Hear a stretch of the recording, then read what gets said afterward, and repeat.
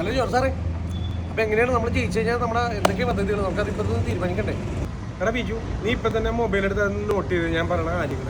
കാരണം ഇത് നമ്മൾ ജയിക്കുമെന്നുള്ള ഉറപ്പല്ലേ വെച്ചാനേ ഞാൻ സാധനങ്ങൾ നോട്ട് ചെയ്ത് ജയിച്ചു കഴിഞ്ഞാൽ ഒന്നിനൊരു കുറവ് നമ്മുടെ നാട്ടുകാർക്ക് ഉണ്ടായിരുന്നു, നമ്മുടെ പാടിലുണ്ടാവരുത്. ഓക്കെ, നോട്ട് ചെയ്തു നീ ഇപ്പം തന്നെ. അതെ അതെ, ഒന്നിനൊരു കുറവുണ്ടായിരുന്നു. ആരാണ്ട് വിളിക്കണ്ടല്ലോ. അങ്ങനെയാണ് പാവളം. നിങ്ങൾ നോട്ട് ചെയ്ത് നോക്കി, നിങ്ങൾ കോളം എടുക്കട്ടെ. എടാ ആദ്യം തന്നെ നമ്മുടെ പോസ്റ്റിനെ വെളിച്ചം. ഇവിടെ ആകെ ആഴ്ചയിൽ ഒരു ദിവസമൊക്കെയാണ് കത്തുന്നത്, അതിന് വലിയ കത്തൂല. അപ്പോൾ ആർക്കും ഒരു കുറവുണ്ടായിരുന്നു പോസ്റ്റിനെ വെളിച്ചം നോട്ട് ചെയ്തു. അപ്പോൾ അത് രാവിലെ രാത്രിയൊന്നും ഇല്ലാതെ അതൊന്നും നോക്കണ്ട, സംഭവം കെട്ടെന്ന് പറയരുത് ആൾക്ക്. കത്തിപ്പോയാലും അത് കത്തി കിടക്കണം.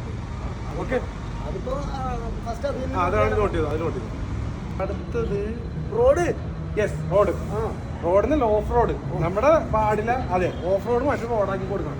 ഇതെവിടെ ഇവിടെ റോഡുള്ളത് എവിടെയെങ്കിലും ഉണ്ടോ? പോട്ടെ, നമ്മുടെ വാർഡിൽ അങ്ങനെ ഒരു സാധനം ഉണ്ടായിരുന്നു. ഇതിന് ചിലവൊന്നുമില്ല. ഇനി ഇപ്പോൾ ഗവൺമെന്റിൽ നിന്ന് കിട്ടിയില്ലെങ്കിൽ ഏതെങ്കിലും ഒരു കോൺട്രാക്ടറോട് പറഞ്ഞാൽ കൊണ്ടുവന്ന് അടിക്കും. അല്ലെങ്കിൽ എന്തോരം വീട് പണി നടക്കും ഇവിടെ, ഇച്ചിരി കൊണ്ടിട്ടുണ്ടെന്ന് പറഞ്ഞിട്ടില്ലേ? 50 കാശ് മേടിക്കണവരും ഇട്ടിട്ട് ഏത് വല്ലവരെ കൊണ്ട് ഇടിച്ചിട്ട് അതിന്റെ പേരിൽ വേറെ കാശ് വെക്കണമാരോ. പിന്നെ നീ പേപ്പറും വാർത്തയൊന്നും കാണില്ല, പേപ്പറൊന്നും വായിക്കണില്ലേ? എന്തൊക്കെയാണ് ഈ നോട്ട് നടക്കുന്നത്? അത് ഞാൻ ഓട്ടി. ഇത് റോഡ് ഓഫ് റോഡ്. അങ്ങനെ എഴുതിക്കോ, അപ്പം പെട്ടെന്ന് മനസ്സിലാവൂല. അടുത്തത് അതുപോലെ കുടിവെള്ളം. അവിടെ ഇവിടെയൊക്കെ പൈപ്പ് പൊട്ടി കിടക്കുന്നുണ്ട്. എത്ര നാളായി നമ്മുടെ കൗൺസിലർമാരോട് പറഞ്ഞിട്ട് നമ്മൾ ജയിച്ചു കയറിയ അങ്ങനെ ഒരു സാധനമില്ല. വിളിച്ചു പറഞ്ഞാൽ 2 ദിവസത്തിനുള്ളിൽ പരിഹരിച്ചേക്കണം. ഇത് വിളിച്ച് പറയിപ്പിക്കരുത്. കാരണം ആൾക്കാർക്ക് നമ്മളെല്ലാം നമ്മുടെ കുടുംബങ്ങളുടെ വാർഡ് എന്ന് പറഞ്ഞാൽ അതുപോലെ എല്ലാം തീർത്തേക്കണം. അതിന് അവനോട് ആദ്യം ഒന്ന് അവിടെ അതിന്റെ മേലെന്തെങ്കിലും വെക്കാൻ പറ. വണ്ടിയും കൊണ്ട് അതിന്റെ മേളിൽ ഓടിച്ചാലേ പോണേ. പൈപ്പ് റോഡിലും കുഴിയിലാണ് പൈപ്പിരിക്കേണ്ടത്. അത് കുഴപ്പമില്ല, നമുക്ക് ശരിയാക്കാം. പോൺസൽ പൈപ്പ് അതിനോട്ട് മൊത്തത്തിൽ പൈപ്പും വേണം. പോൺസലിന്റെ പൈപ്പ് സ്പെഷ്യലായിട്ടുണ്ട്. അടുത്തത് എന്താ? ആംബുലൻസ്. ആംബുലൻസ് പിന്നെ നമ്മുടെ വാർഡിലൊക്കെ ആംബുലൻസും ഉണ്ട്. ഞാനിവിടെ ഇറക്കി കയറി പോകാൻ നേരത്തെ കയറി പോകാൻ അങ്ങനെ. ഓക്കെ, ആംബുലൻസ് ആണെങ്കിൽ ഉണ്ടല്ല, മിനിമം ഒരു 2 അല്ലെങ്കിൽ 3 വേണം. എന്താണെന്നറിയോ? ഓമിനിയുടെ സൈസിൽ ഇടണം. മറ്റേ ട്രാവലർ. അതെന്താണെന്ന് വെച്ചാൽ ഈ രാവിലെ തൊട്ട് വൈകുന്നേരം വരെ രോഗികളും മറ്റേ ഡെഡ് ബോഡിയൊക്കെ ആയിട്ട് ഓട്ടോ ആയിരിക്കും. ബാക്കി ടൈം വെറുതെ നടക്കണെല്ലാം വെച്ചാൽ നമുക്ക് വൈകുന്നേരം വെറുതെ എന്റർടൈൻമെന്റ് അതിൻ്റെ അകത്താക്കാം. അപ്പൊ ആളുടെ എണ്ണം കൂടുമ്പോ ട്രാവലർ ഇല്ലെങ്കിൽ ഓമിനി ഒരു ചേഞ്ച്. എന്തിന് ഞാൻ കഴിഞ്ഞ ദിവസം നമ്മുടെ ബാബുവിനോട് പറഞ്ഞല്ലേ ആ പള്ളിപ്പറമ്പിൽ വെറുതെ ഇറങ്ങുന്ന ആംബുലൻസ് നമുക്ക് മേടിച്ചാലൊന്നും. കാരണം വീട്ടിൽ കൊണ്ടുവന്നിട്ട് എ സിയിൽ ഇരുന്ന് പണി നടത്താല്ല. അത് എന്തിനാടാ ഓടി നടക്കണം? ഒരാളുടെ ചെല്ലില്ല വീട്ടിൽ എ സി നശിപ്പിക്കണല്ലേ. അപ്പൊ എന്തായാലും ആംബുലൻസ് അത് നോട്ട് ചെയ്ത് ആംബുലൻസ് അതുള്ളിൽ കളർ ലൈറ്റൊക്കെ വേണമെന്ന് പറയട്ടാ. രോഗികൾക്ക് പോകാനല്ല.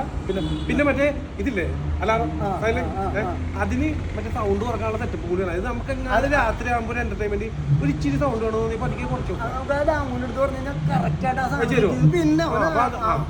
പുലിയാണ്. അപ്പൊ അതും കൂടി സെറ്റ് ചെയ്യിക്കണം. ആംബുലൻസ് അത് 3 മിനിമം, അല്ലെങ്കിൽ 2 ഒരു മിനിമം ഒരു ട്രാവൽ 2. ഓക്കെ. പിന്നെ അതിന് മുന്നേ വേറെ ശ്രദ്ധിക്കാണ്ട് ഈ ആംബുലൻസ് സെറ്റ് ചെയ്യണമെങ്കിൽ മുന്നേ കുടിവെള്ളത്തിന്റെ പ്രശ്നം തന്നെ. ഒരാൾക്ക് വെള്ളം കിട്ടാണ്ട് ഒരു പരിപാടി ഉണ്ടായിരുന്നു. കാരണം ഈ സാധനം ഉണ്ടെങ്കിലേ നമുക്ക് ഇത് എൻജോയ് ചെയ്യാൻ പറ്റുള്ളൂ. ഡ്രൈ അടിക്കരുത്. അത് സെറ്റ് ചെയ്തിട്ട് വേണം നമുക്ക് ആംബുലൻസ് കൊണ്ടുവരാൻ. കാരണം വെള്ളമില്ലാണ്ട് പിന്നെ എന്ത് ചെയ്യും നമ്മള്? അപ്പൊ അതാണ് മെയിൻ. അപ്പൊ ഇതൊക്കെ നടക്കൂലേ? തള്ളിയാ എടോ തള്ളി. എടാ തള്ളിയാരല്ലോ പറയാ. ഇവിടെ ജോർജ് സാർ ജയിച്ചു കഴിഞ്ഞിട്ട് ഈ വാടി ചെയ്യാൻ നമ്മളെ കാര്യങ്ങളെ കുറിച്ച് പറഞ്ഞേ. എടോ പൊട്ടോ, താൻ ഇവിടെ നോമിനേഷൻ കൊണ്ടേ കൊടുത്താ? അതിൽ ഒപ്പിട്ടാ? ഒപ്പിടാതായിട്ട് കൊടുത്തേക്കണേ. അത് തള്ളി. തനിക്കിനി മത്സരിക്കാൻ പറ്റൂല. പിന്നെ തന്നെ കൂടെ ആയിരുന്നു ഞങ്ങളൊക്കെയുള്ള പൊട്ടന്മാരായത്. ഇപ്പൊ അതല്ലടാ, അതിൽ ഞാൻ ഒപ്പിട്ടില്ലായിരുന്നു. അപ്പൊ താനല്ലേ സ്ഥാനാർത്ഥിയായിട്ട് വന്നത്, ഞാനല്ലല്ല. അപ്പൊ അതിനെ കൊണ്ട് ഒപ്പിട്ടാണ് ഞാനെങ്ങനെ അറിയണത്? ഈ നോട്ട് ചെയ്തതൊക്കെ എന്ത് ചെയ്യും? ഇപ്പൊ ജയിച്ചു കഴിഞ്ഞ് ചെയ്യാനുള്ളത് ഇതിപ്പോ ജയിച്ച സ്ഥാനാർത്ഥി എന്താണെന്ന് വെച്ചാൽ ചെയ്തു. താൻ ഔട്ട് കംപ്ലീറ്റ്ലി. ഇതിലിനി ഒന്നും നമുക്ക് ചെയ്യാനുള്ളതില്ല. താനൊരു പണിയായി. ആ പള്ളി കിടക്കണ ആംബുലൻസ് ഇല്ലേ, അതങ്ങോട്ട് മേടിക്കും. അതെങ്കിലും മേടിക്കാം, എന്നിട്ട് അത് വെച്ച് സമാധാനിക്കാം അല്ലേ? ഒരു ഒപ്പിന്റെ വില മനസ്സിലായത് ഇപ്പോഴാണ്. ഇനി ജനങ്ങളുടെ മുഖത്തെങ്ങനെ നോക്കും?